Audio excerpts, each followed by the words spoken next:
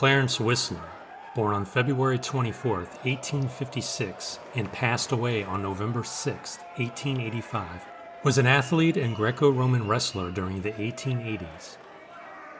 He gained fame as the primary competitor of William Muldoon in the early 1880s wrestling scene.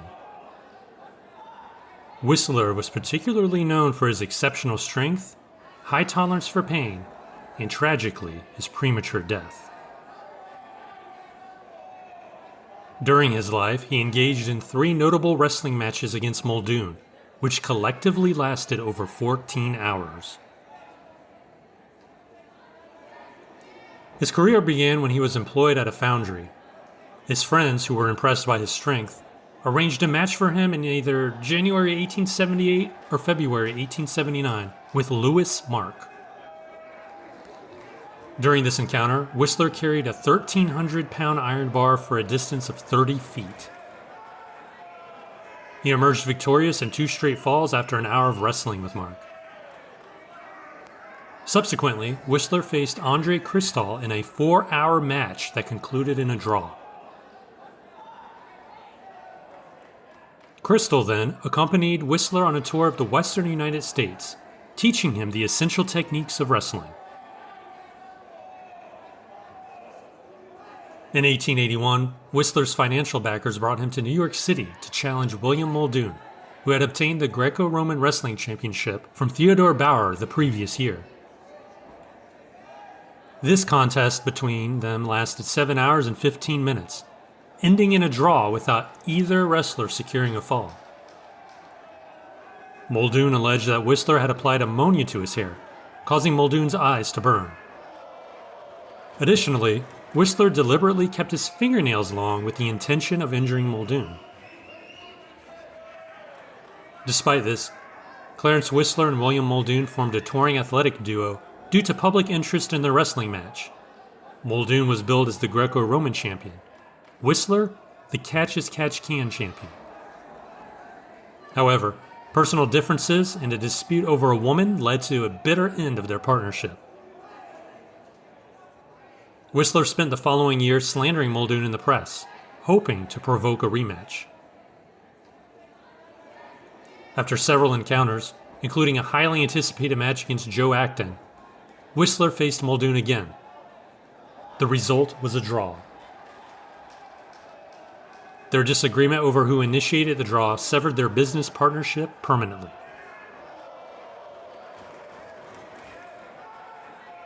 As interest in wrestling declined in California, Muldoon decided to leave for the East.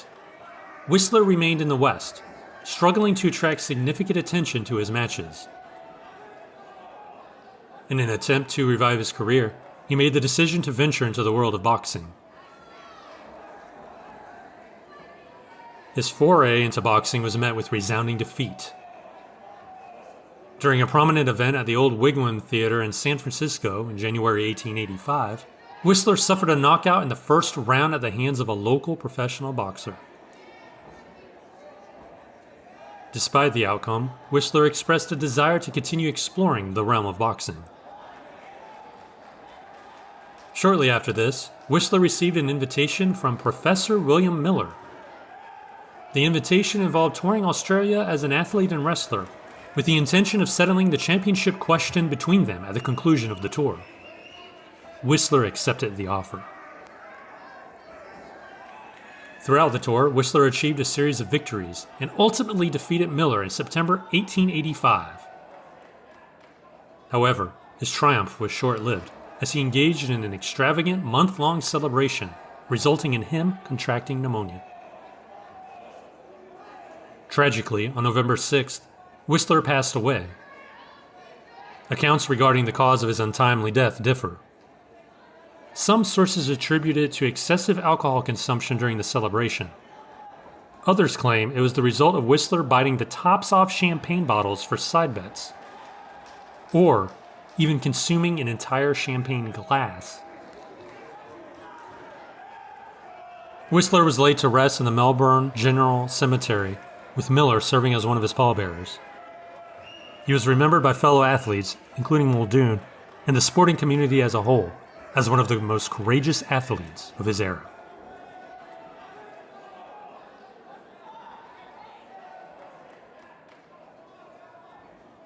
Janet Boyer Wolf, also known as Jeanette Wolf, was an American professional wrestler born on June 13, 1933, and passed away on July 28, 1951. She was raised by Billy Wolf and Mildred Burke, acting as her foster parents, and received training from her father, who managed a group of women wrestlers associated with the National Wrestling Alliance.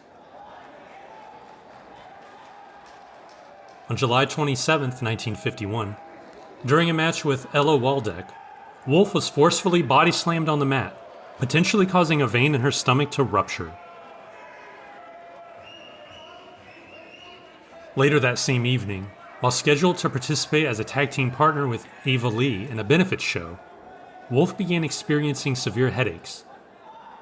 Despite her discomfort, she wrestled for a short time before collapsing on the ring apron. Wolf received immediate attention, but she remained unconscious. She was swiftly transported to the hospital, where she ultimately passed away at 4 a.m. on July 28th. The official cause of death was determined to be a brain hemorrhage. Medical examination revealed the presence of a blood clot that may have formed several days before. As a result, it was established that Waldeck was not responsible for Wolf's demise. Following the incident, Waldeck continued her wrestling career, albeit facing public scrutiny as she was labeled a murderer by the crowd. Waldeck maintained the belief that Wolf's consumption of a large meal between the two matches may have contributed to her tragic death.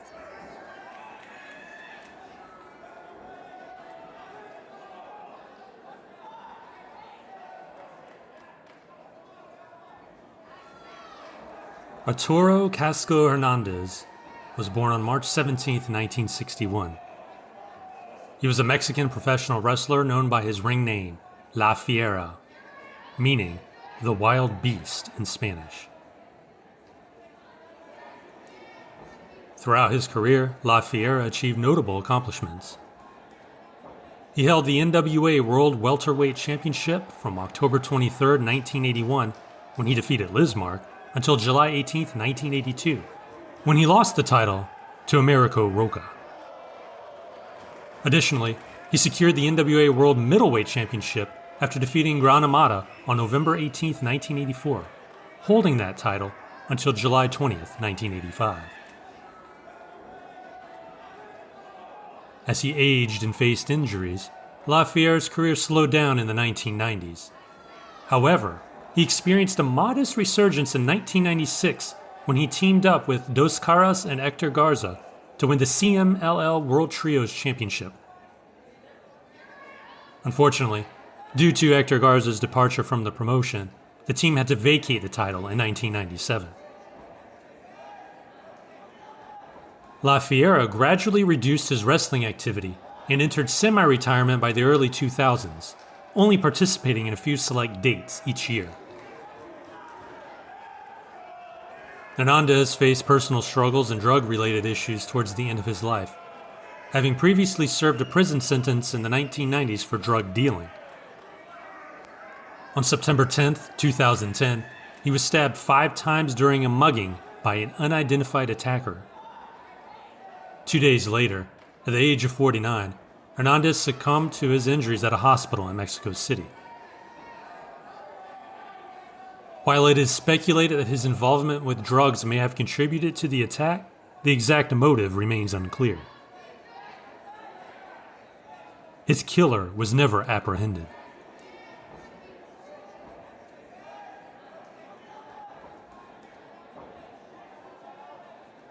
Alejandro Perez Jimenez was a Mexican mini estrella luchador, or midget professional wrestler, primarily known as Espectro Dos.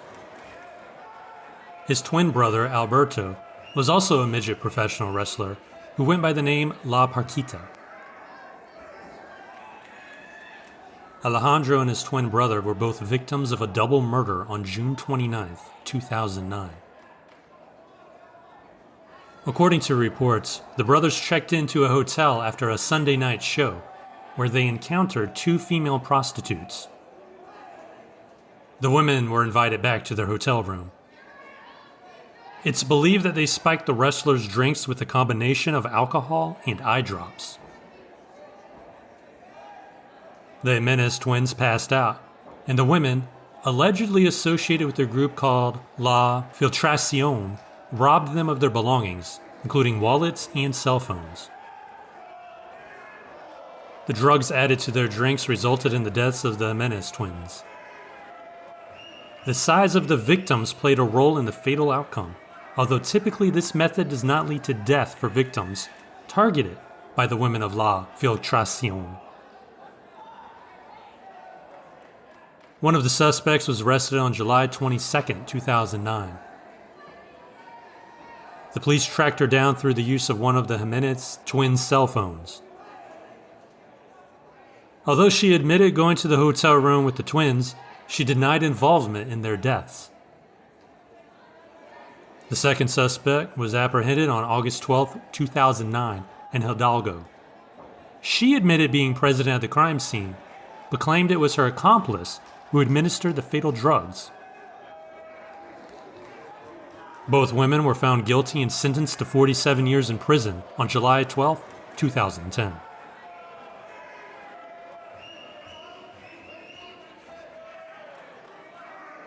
Rikidozan, born Mitsuhiro Momota, was a revered Japanese professional wrestler known as the Godfather of Puroresu.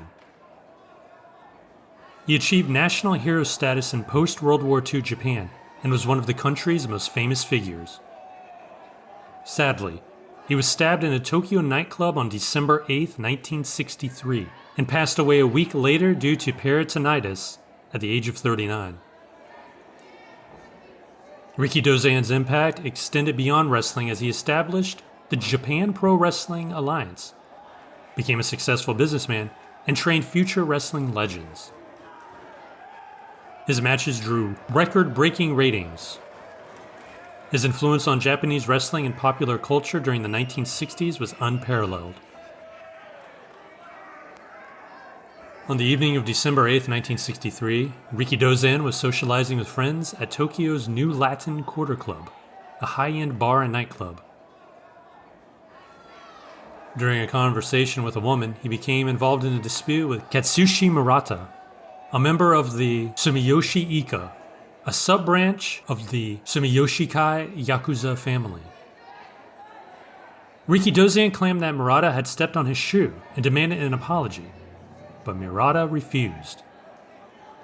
The argument escalated. Murata drew a knife. Sensing the danger, Rikidozan quickly attempted to reconcile, apologizing to Murata. Murata declined the apology. Rikidozan retaliated by punching him, causing him to hit a wall. Rikidozan then pinned Murata down and continued to strike him until Murata stabbed him once in the abdomen. Murata fled. Rikidozan sought medical attention at Sanyo Hospital, selecting it due to his acquaintance with one of the doctors, hoping to keep the incident out of the tabloids. The doctor examined the wound and determined it to be non-fatal, but recommended surgery. Upon hearing of the attack, members of the Token Gozai, a gang affiliated with Rikidozan, found and assaulted Murata, leading to his hospitalization. Rikidozan underwent a successful surgery but disregarded the doctor's advice and resumed drinking soon after returning home. This caused his condition to worsen. During this time, Murata and his boss visited Rikidozan at his residence, where the boss apologized and took responsibility for the incident. Rikidozan forgave him.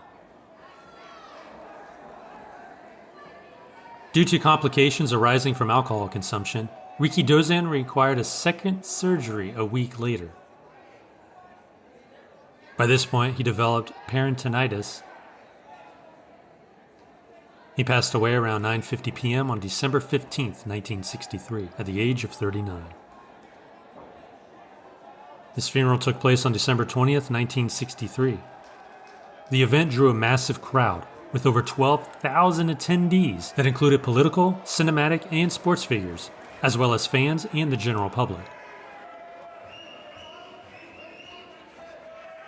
Katsushi Murata, the man responsible for the altercation leading to Riki Dozan's death, was convicted of manslaughter in October 1964. He served 8 years in prison and was released in 1972. Following his release, Murata made annual visits to Riki Dozan's grave on December 15th. He also apologized to Riki Dozan's sons. In the years that followed, Murata became a high-ranking member of the Yakuza. He passed away on April 9, 2013, from natural causes. Harrison Norris Jr. is a U.S. Army veteran who served in the Gulf War, a retired pro wrestler, and the 2001 Tough Man Heavyweight Champion. Fans knew him best as Hard Body Harrison, or sometimes Hard Body Harris. After his military service, Norris trained at the WCW power plant and made his debut in 1995 as an enhancement talent for World Championship Wrestling. He appeared on WCW Monday Nitro and even showed up at Starrcade 1997. In 2000, he joined a group of former WCW wrestlers in a racial discrimination lawsuit against AOL Time Warner, the company that owned WCW at the time. The case was settled privately, and Norris received a significant payout. Around the same time, Norris also competed on the FX show Tough Man. In 2000, he won the show's heavyweight championship. When the World Wrestling Federation bought WCW in March 2001, Norris's contract was not picked up. His life took a dark turn a few years later. On August 18, 2004, Smyrna police arrested him on 3 charges of false imprisonment. He spent 1 night in jail and was released the next day on a $55,000 bond. Then, on August 23, 2005, the FBI raided 2 of his homes in Bartow County, Georgia. A few months later, on October 18, 2005, Norris was arrested on a 9-count federal indictment involving false imprisonment and trafficking women for commercial sex acts. On November 22, 2007, a federal jury in Atlanta convicted him of holding 8 women as sex slaves. Norris served as his own lawyer and argued that the women lived with him, his wife, and his child because they wanted to train as pro wrestlers and get clean from drugs. The victims, however, testified that Norris controlled them through strict rules, psychological manipulation, forced sex, and a system of debts tied to chores and punishment. Prosecutors said he forced the women into prostitution across northern Georgia and North Carolina until some escaped and went to the police. On April 1, 2008, Hard Body Harrison was sentenced to life in prison.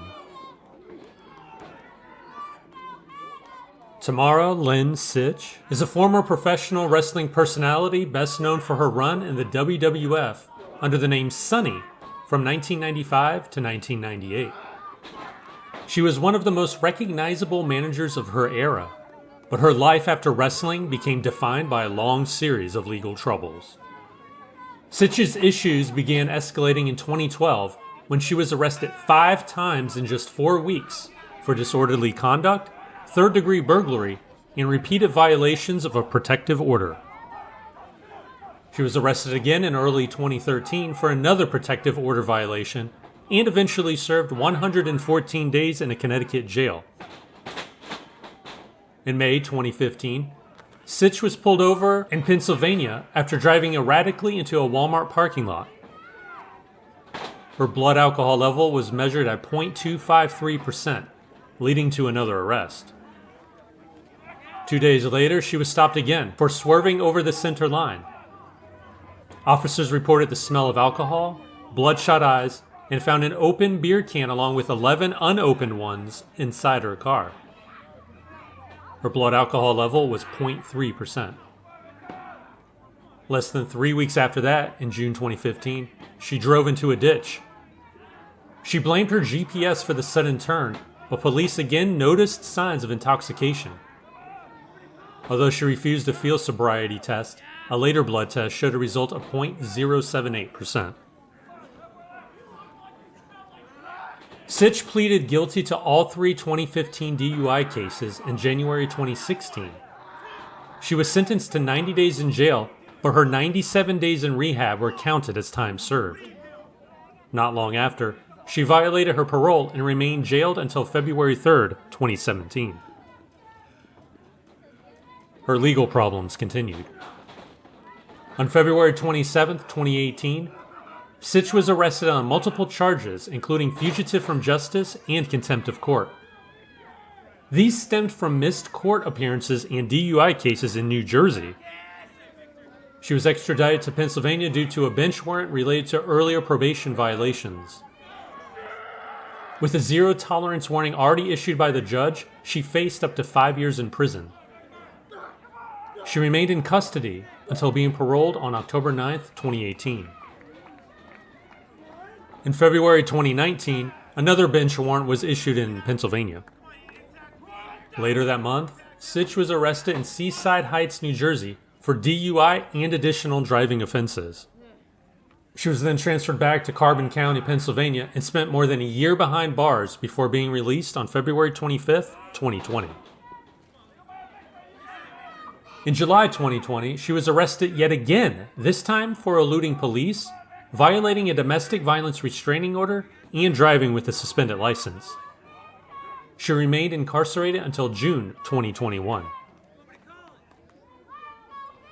On January 13, 2022, Sitch was arrested in Keansburg, New Jersey for allegedly threatening to kill an intimate partner with a pair of scissors. She was released the next day under an order to check in weekly with the court. A month later, she was arrested again and charged with 11 new driving offenses, including DUI. The most serious incident occurred on March 25, 2022. Sitch was involved in a high-speed crash in Ormond Beach, Florida, where her car struck a stopped vehicle, killing a 75-year-old man. Toxicology reports later revealed that her blood alcohol content was about 3.5 times the legal limit.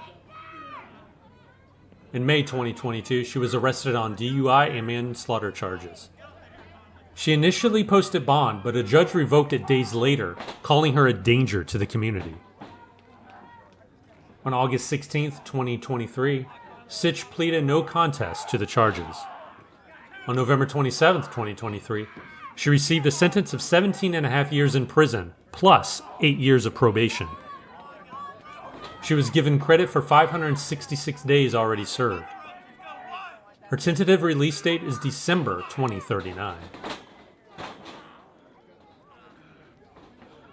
Brian McGee is an American former professional wrestler best known under the ring name Donovan Ruddock. He also wrestled as D.T. Porter during his time with WWE's developmental territory, Florida Championship Wrestling. Standing tall and physically imposing, he was once promoted as the Future in the ring.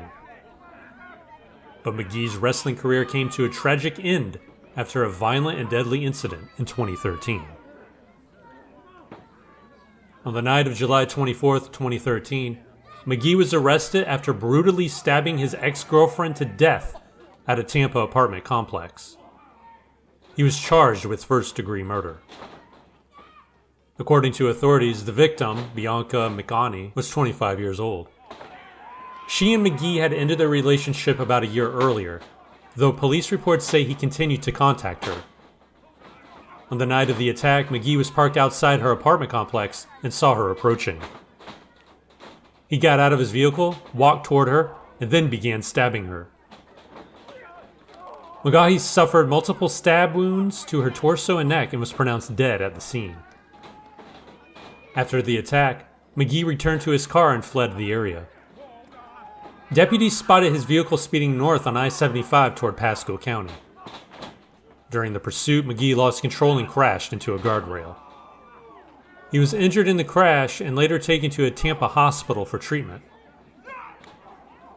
In 2016, McGee was sentenced to life in Florida State Prison without the possibility of parole. Medardo Jim Leon Jr. was an American professional wrestler, trainer, and promoter, best known in the ring as Bad Boy Ricky Lawless. Throughout the early to mid-1980s, he wrestled across the Eastern, Mid-Atlantic, and Southern territories, competing for promotions such as International Championship Wrestling and the National Wrestling Federation. Outside the ring, Leon ran a respected and successful wrestling school.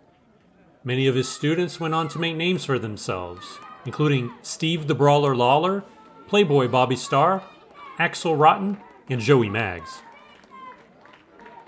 Tragically, on November 30th, 1988, Leon was shot and killed in Baltimore, Maryland. Reports say he died in the arms of his girlfriend. The Toronto Star claimed the shooter was a former tag team partner, though other accounts describe the incident as involving an enraged husband confronting Leon over an alleged affair. Scott Oliver Hall was an American professional wrestler best known for his iconic runs in WCW under his real name and in the WWF where he became famous as Razor Ramon. Before rising to fame, Hall faced a life-altering incident in 1983. Outside a nightclub in Orlando, Florida, he became involved in a violent confrontation. Hall later said he wrestled a gun away from another man during the struggle. In the chaos, he shot the man in the head with the same weapon. He was charged with second-degree murder, but the case was later dropped due to insufficient evidence. Hall consistently maintained that he acted in self-defense. Years later, in a 2011 ESPN interview, Hall admitted the event continued to haunt him, saying he was never able to forget what happened. This is from a newspaper article from that time. Bartender charged in slaying of boss.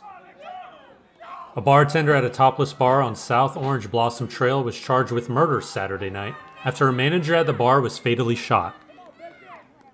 Rodney Perry Turner died when he was shot in a struggle over a .45 caliber handgun outside the dollhouse. Scott Hall was charged with second-degree murder. A bar employee said the victim's wife had been seeing Hall and that the victim had threatened to kill them both. As Hall pulled up to the bar in his car Saturday evening, the victim confronted him with a gun, the employee said. In November, the victim fatally shot a man who he said attacked him while making advances toward his 19-year-old wife, Carol. The killing was ruled justifiable. Debuting in 1927, he was billed as a Cherokee powerhouse, known for a brutal finishing move called the Flying Scissors. Throughout the 1930s, he appeared in major promotions, carving out a name in professional wrestling. But outside the ring, his story took a darker turn. In October 1934, Clint Stock was charged with murder.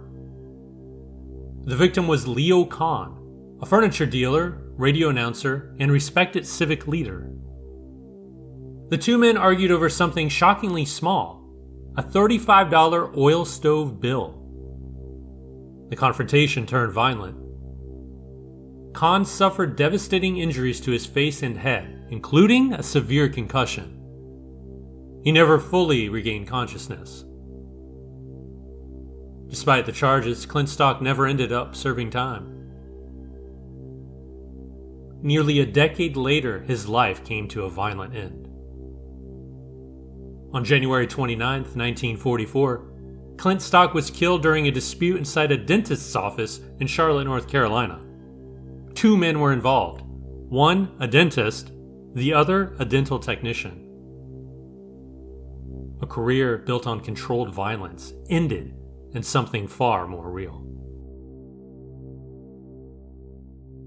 Frank Townsend lived two very different lives and built a name in both. In the ring, he was known as Farmer Boy, and sometimes the singing wrestler, a rare blend of athlete and performer. He began his professional wrestling career in 1956 in Ohio, then spent the next several years traveling across North America, working in cities like Calgary, New York, St. Louis, and Vancouver. Much of his time was spent in Toronto, where he competed for Maple Leaf Wrestling during the late 1950s and again in 1961. By 1963, his career took him even farther. Townsend traveled to Japan to compete for the Japan Wrestling Association, performing under the name Killer X. After the tour, he stepped away from wrestling entirely, choosing to focus on his music career. But just 2 years later, his life came to an abrupt end. On May 15, 1965, Townsend was aboard a yacht called Dorade, preparing for a race in Puget Sound, Washington. During the event, he fell overboard. He was never recovered and is believed to have drowned. He was 32 years old.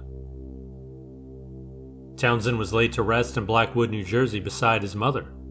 He left behind his wife Sonia and their young son.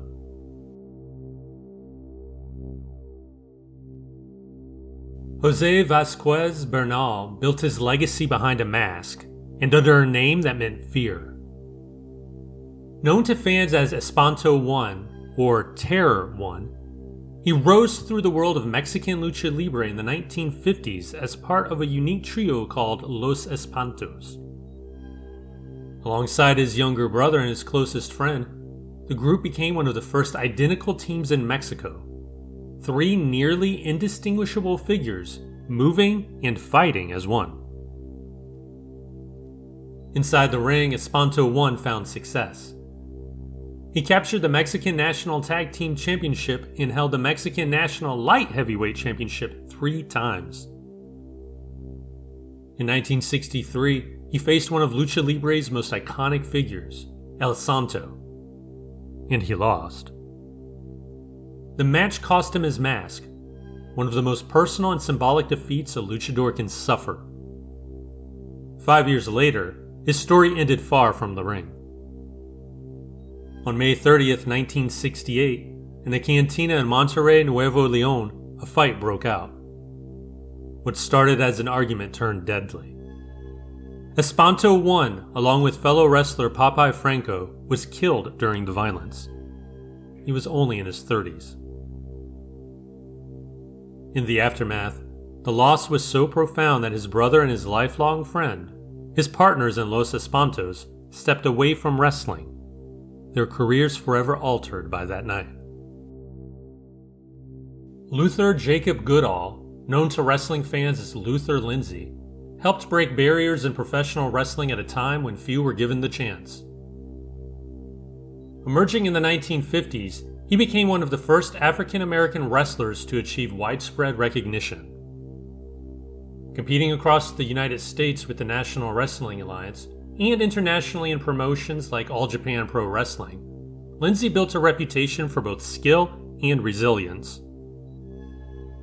He was especially popular in the Pacific Northwest and Mid-Atlantic regions, where crowds recognized him as more than just a competitor, but a pioneer. On the night of February 21st, 1972, Lindsay stepped into the ring in Charlotte, North Carolina, for what seemed like a routine match. His opponent was local wrestler Bobby Paul. Just 10 minutes in, Lindsay executed a diving belly flop and secured the pin. But something was wrong. After the count, he didn't get up. At first, it wasn't clear what had happened. The referee tried to get a response. When none came, authorities were called. Lindsay was taken to the dressing room, but it was too late. He had suffered a fatal heart attack, collapsing at the exact moment of victory. He died in the ring at 47 years old, leaving behind a legacy as both a trailblazer and a respected figure in professional wrestling. Mark Tendler lived a life that moved between the spotlight and something far more ordinary, until it ended in violence. He began his career as a professional wrestler, working in Hawaii during the late 1950s before returning to his hometown of New York City. There, he competed for Capital Wrestling Corporation, building a steady presence in the industry. But wrestling was not his only pursuit. Tendler stepped away from the ring for a time to focus on acting. appearing in films like Hercules in New York in 1970, Badge 373 in 1973, and Night Flowers in 1979. Outside of entertainment, he also spent years working as a full-time lingerie salesman, balancing performance with everyday life. Later, he returned to wrestling in a different role. As a trainer, he helped shape the next generation, working with names like the Sandman and other rising talent. By 1990, Tendler was managing a nightclub called the Crazy Clown in Riverhead, New York. On the night of February 13th, he was sitting in his car in the club's parking lot. That's where he was found, shot in the head. He was airlifted to University Hospital in Stony Brook, but despite efforts to save him, he died 2 days later on February 15th. He was 57 years old. The case was never solved. Richard Thomas Bryant, better known to wrestling fans as Chief Little Eagle, spent much of his life in the ring, building a reputation across some of the National Wrestling Alliance's most prominent territories. Throughout the 1950s and 60s, he competed in regions like Georgia, Dallas, and the tri-state area, where he became a consistent presence. Alongside his longtime partner, Chief Big Heart, Bryant found repeated success as a tag team competitor, capturing multiple championships over the years. After stepping away from wrestling, Bryant transitioned into a quieter life, working for an oil company. In 1990, that life took a sudden and violent turn. On July 7th, Bryant opened his home to a man named Dolph Adams, someone in need of help. At some point, something went wrong. Adams produced a gun and shot Bryant. The injuries were catastrophic, severing his spinal cord and piercing his heart. He died as a result of the attack. He was 55 years old. Adams was later arrested and convicted of murder, bringing a legal end to the case, but not to the tragedy of how Bryant's life ended. Paul McManus, known in the ring as Tank Morgan, spent decades carving out a career in professional wrestling across the United States. He debuted in the 1950s, moving through various regional territories. By 1965, he appeared in the American Wrestling Association in Minnesota under the name Bob Morgan. A year later, he reached New York City and joined the Worldwide Wrestling Federation as Tank Morgan, where he engaged in a notable feud with WWF champion Bruno Sammartino between 1966 and 1967. Morgan found championship success in 1973, defeating Dewey Robertson to capture the NWA Tri-State North American Championship. It would remain the only title of his career. He lost it to Rip Tyler in early 1974 and retired later that same year. Decades after leaving the ring, tragedy struck. On August 15, 1991, Morgan was walking his dog in Las Vegas, Nevada, when a car passed by and he was shot in front of a high school. Police arrived quickly. He was taken to University Medical Center, where he was pronounced dead. He was 58 years old. Authorities believed he was a victim of mistaken identity.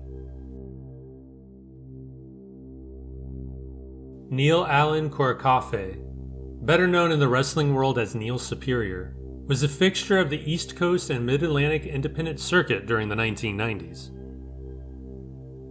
Known for his size, strength, and experience as both a wrestler and trainer, he was perhaps most recognized for his time with the National Wrestling League. His life ended tragically in a situation far removed from the ring. In the early hours of August 23, 1996, Korakafe left his hotel room at the Fenwick Inn in Ocean City, Maryland. Witnesses reported him moving erratically and unclothed on the 7th floor. According to his family, he may have been sleepwalking, a symptom of a neurological condition, possibly linked to wrestling-related injuries, which caused seizures and disorientation. Hotel staff contacted the police after attempts to calm him failed. When officers arrived, they attempted to restrain him. Korakafe did not respond to commands. Despite repeated efforts, including pepper spray and physical restraint, he continued to move violently. The confrontation escalated across hallways, stairwells, and into the hotel parking lot, involving multiple officers. Eventually, Korakafe was brought to the ground and restrained. Paramedics were called. By the time he reached the hospital, he had stopped breathing. He was pronounced dead. An autopsy later determined that Korakafe died from heart disease compounded by drugs and alcohol.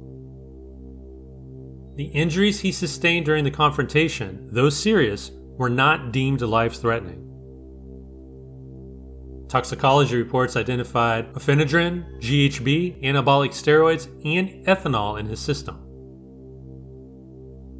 The circumstances surrounding his death sparked controversy and led to a federal lawsuit filed by his parents in 1998, alleging excessive force and wrongful death by the Ocean City Police Department.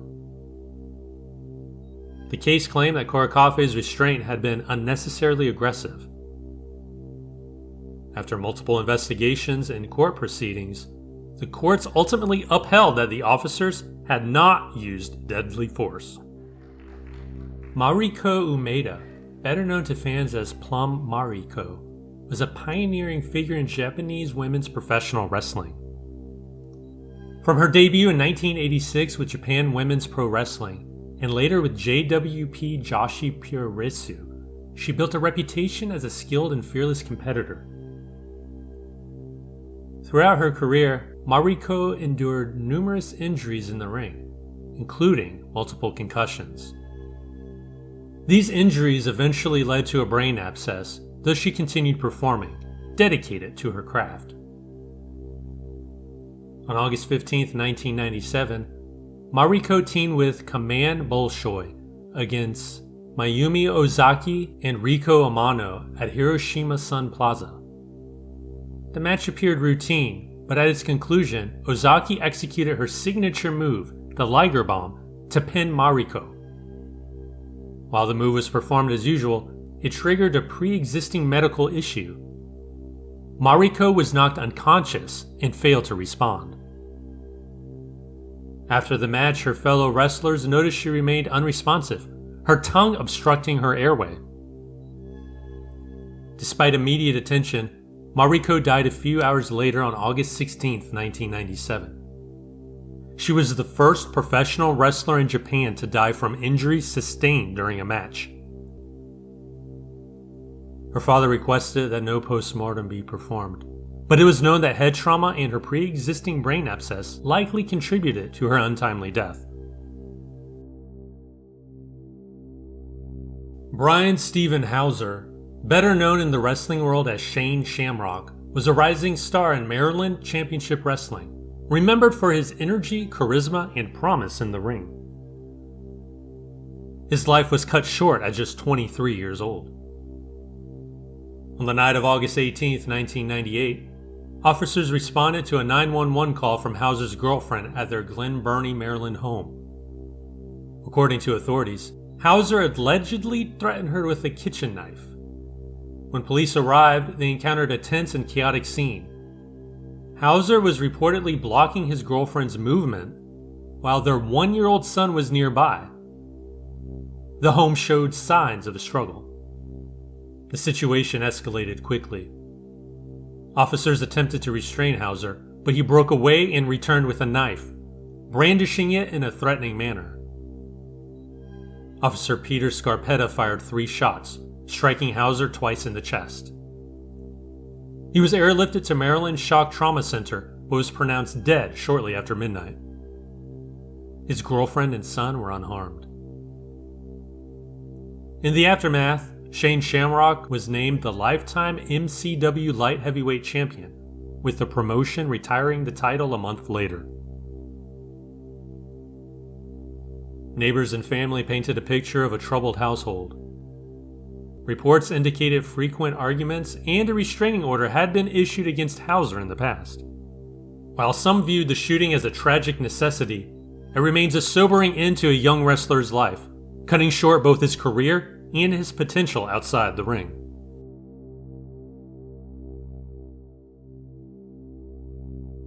Masakazu Fukuda was a rising star in Japanese professional wrestling, known for his work in War and New Japan Pro Wrestling. Born on May 17, 1972, he had already endured serious injuries in the ring, but remained determined to compete at a high level. On April 14, 2000, during a Young Lion Cup tournament match against Katsuyori Shibata, Fukuda took a flying elbow drop. Though the move appeared routine, it triggered a severe head injury. He was rushed to the hospital, but despite medical efforts, he died 5 days later on April 19th from a brain hemorrhage. He was only 27 years old. Fukuda's death was made even more tragic by his recent history.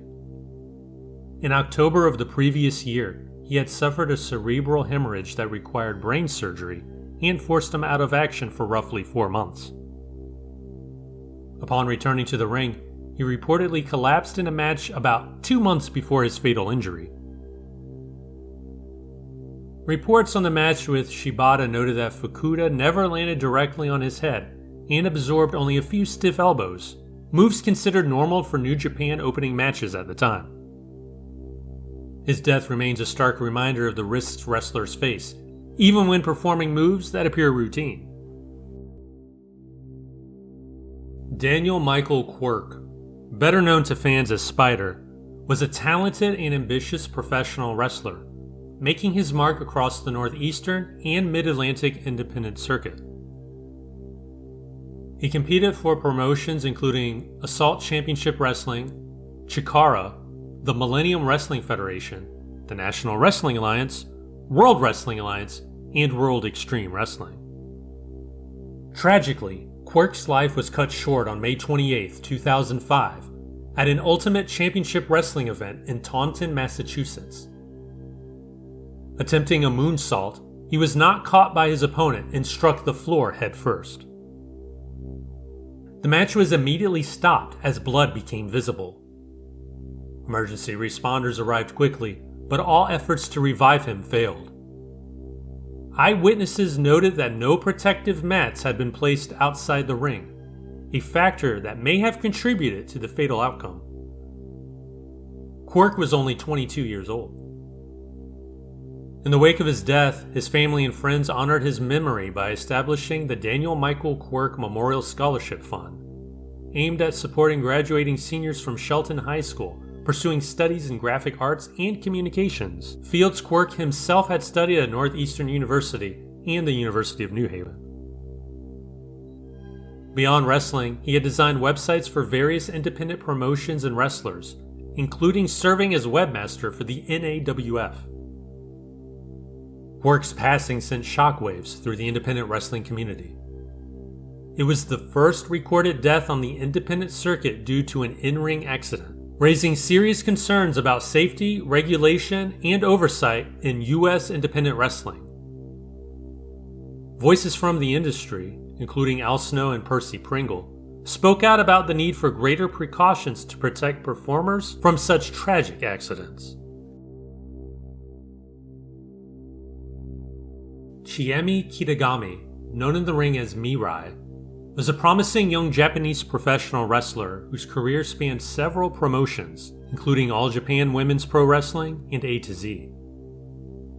She debuted in 2001 under her real name, but soon sought new opportunities, eventually joining A to Z in 2003 and becoming part of the Z Spirit stable. Her ring name, Mirai, meaning the future, reflected the promise many saw in her talent and potential. In January 2005, Kitagami was diagnosed with depression, which forced her to step away from wrestling for a time. She openly documented her struggles in an online diary, revealing both her battles with mental health and a previous suicide attempt earlier that year.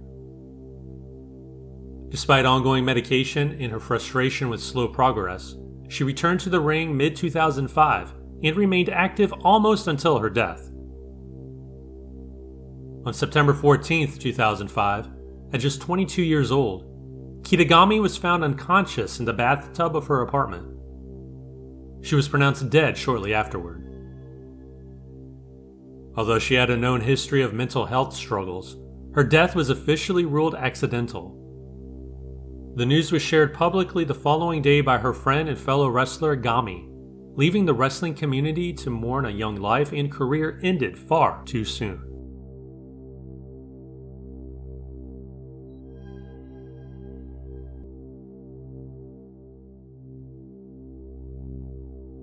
John Michael Meek, known to wrestling fans as Iron Mike Steele, was a Florida-born professional wrestler and frequent Pro Wrestling Weekly contributor. A student of legends Boris Malenko and Toru Kamada, Steele made a name for himself in the 1990s with high-profile matches against stars like Mark Mero and Dean Malenko. His in-ring career, however, was cut short in 1994 by a serious motorcycle accident. In 2003, he broke up a fight between two men in a bar, telling them to leave each other alone. Later the same night, one of the men, Joshua Singletary, killed adversary Charles Chuck Rock by setting him on fire. On August 29, 2007, Steele himself became the victim of a senseless act of violence. After refusing to confront a belligerent, intoxicated man at a bar, Steele left on his Harley-Davidson motorcycle. The man, Harry Brian Taylor, pursued him in a work van and deliberately rammed Steele's motorcycle, killing him. Steele was 52 years old. Taylor, a two-time convicted killer with a violent history, including a previous second-degree murder conviction in 1988, was later sentenced to life without parole. Clemente Marcelino Valencia Najera, better known to wrestling fans as Dr. X, was a masked luchador who spent most of his career performing for CMLL, one of Mexico's premier wrestling promotions. Like many masked wrestlers, Valencia's real identity and private life were carefully guarded, leaving fans to know him almost entirely through his electrifying in-ring persona. On October 11, 2011, Valencia's life was cut short while he acted with courage outside the ring. At a religious gathering in Mexico City, he tried to intervene in a fight and was shot in the head. He was survived by his wife and two young children, leaving a family and a wrestling community to mourn the loss of a hero both in and out of the ring.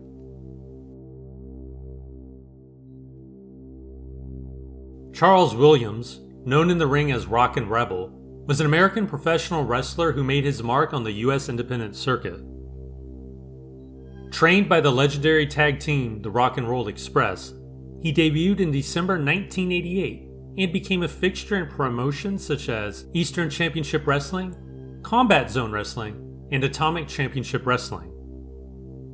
In 1989, he even made brief appearances in the World Wrestling Federation, facing off against stars like the Honky Tonk Man and Brutus Beefcake. Williams' life outside the ring was troubled. In the 1990s, he was arrested after holding his wife hostage at gunpoint, an incident that also involved threats against his own life. On June 1, 2018, Williams ended both his life and that of his wife at their home in Westchester, Pennsylvania. Their 10-year-old children discovered the scene the following morning, leaving a devastating mark on their family and community. Ashley Massaro was born on May 26, 1979. She passed away May 16, 2019. An American professional wrestler, she became a household name during her explosive run with World Wrestling Entertainment, where she competed under her real name and captured the hearts of fans around the globe. Her journey to WWE stardom began in unforgettable fashion. In 2005, Ashley won the coveted WWE Raw Diva Search, turning a nationwide competition into her golden ticket to the big leagues. She burst onto the scene with charisma, beauty, and undeniable presence. But the spotlight came with sacrifices. In July 2008, Ashley was released from her WWE contract. Just a week earlier, she had publicly revealed that she'd asked to be let go so she could take care of her young daughter, who had fallen seriously ill. Family came first, even at the height of her career.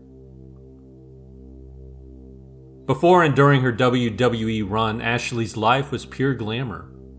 She was crowned Miss Hawaiian Tropic USA in 2002 and Miss Hawaiian Tropic Canada in 2004. Her striking looks landed her in FHM, Stuff, Maxim, and on the cover of Playboy. She hosted E! Channel's Wild On, appeared on Breaking Bonaducci, and Extreme Makeover Home Edition with John Cena and Batista. She also guest starred on Smallville alongside Kane.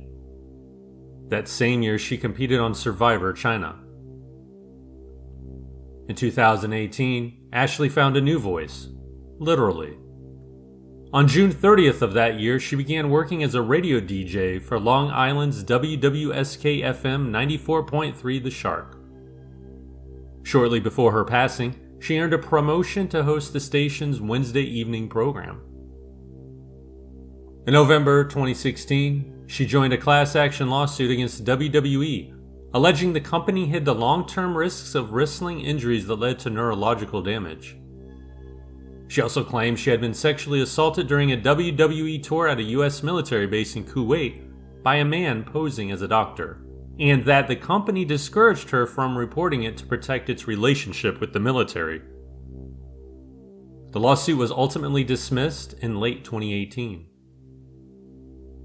After her death, WWE stated they received an email from Ashley in October 2018, in which she expressed regret for participating in the suit. An affidavit detailing her assault allegations was later released by her legal team. WWE maintained that upper management had not been informed of the specific claims in the affidavit. However, in February 2024, an attorney for former WWE head of talent relations John Laurinaitis said most senior executives had become aware of the allegations and followed proper protocols. That same month, Vice News reported that the Naval Criminal Investigative Service had looked into her claims from June 2019 to January 2020. On the evening of May 15, 2019, Ashley finished replying to fan mail but never showed up for her radio shift that night. Early the next morning, paramedics were called to her home in Smithtown, New York. They found her unresponsive. She was rushed to the hospital and pronounced dead at just 39 years old. At the time, multiple news outlets reported her death as a suicide, though the Suffolk County Medical Examiner's Office never released an official cause, citing New York privacy laws. In January 2026, Ashley's name surfaced again in newly released Jeffrey Epstein files. A redacted complaint described her as a possible associate of Ghislaine Maxwell during her younger years, mentioning that she and another woman had worked for Maxwell and someone referred to as Michaela from Miami, Florida. The document also referenced Massaro getting pregnant in high school. These claims remain unverified and come from a single, heavily redacted account.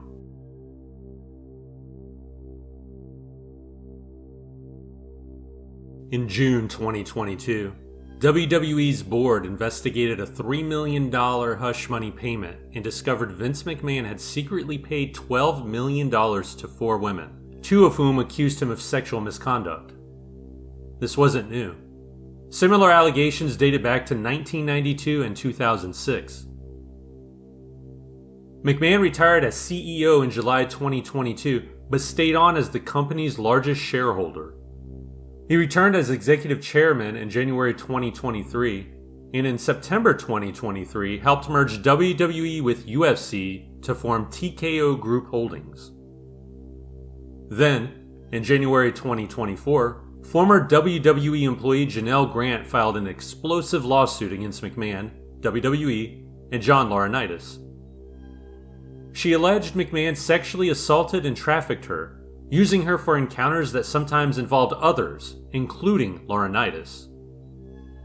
Among the claims, a threesome in which McMahon allegedly defecated on her, and an office assault where she said both men forcibly took turns with her despite her pleas to stop. She also claimed McMahon shared explicit content of her with Brock Lesnar to secure his contract. Grant said the alleged abuse continued until McMahon's wife Linda discovered the affair. A $3 million non-disclosure agreement followed, which she later sought to void. The lawsuit dropped just days after WWE signed a $5 billion Netflix deal. The scandal quickly escalated. Sponsor Slim Jim pulled out of the Royal Rumble. McMahon resigned as TKO executive chairman that same night. Lesnar was removed from the Royal Rumble match, video games, and programming. Further revelations followed. Laurinaitis claimed WWE executives knew about Ashley Massaro's earlier assault allegations. In 2025, the SEC fined McMahon $400,000 for failing to disclose 2 hush money agreements. Grant filed an amended complaint naming more executives and adding new allegations, including McMahon directing her to create pornographic content for staff. In May 2025, Laurinaitis settled with Grant. Despite the ongoing case, Brock Lesnar returned at SummerSlam 2025. Grant's team accused WWE of failing to address the alleged culture of abuse under McMahon.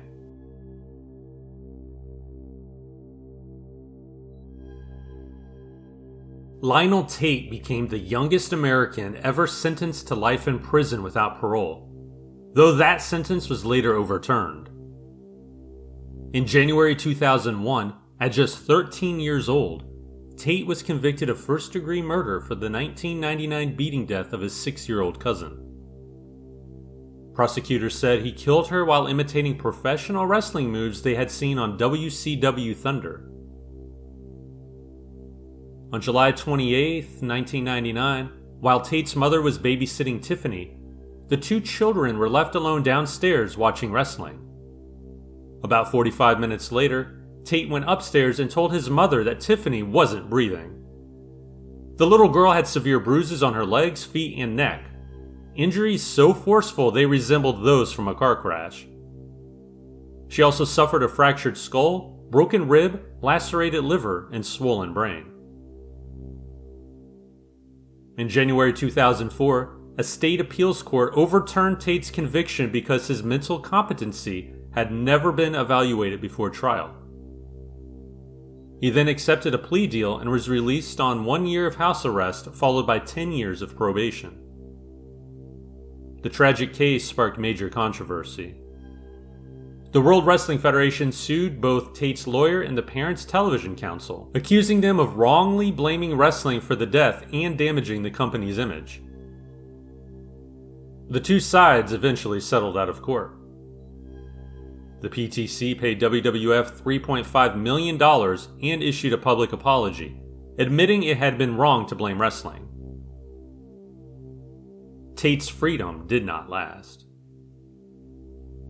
In May 2005, he was arrested again for armed robbery, battery, and violating probation after threatening a Domino's pizza delivery man with a gun.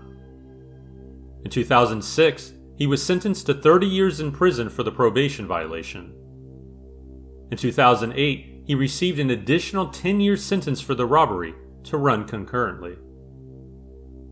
Lionel Tate remains incarcerated at Hamilton Correctional Institution Annex in Florida.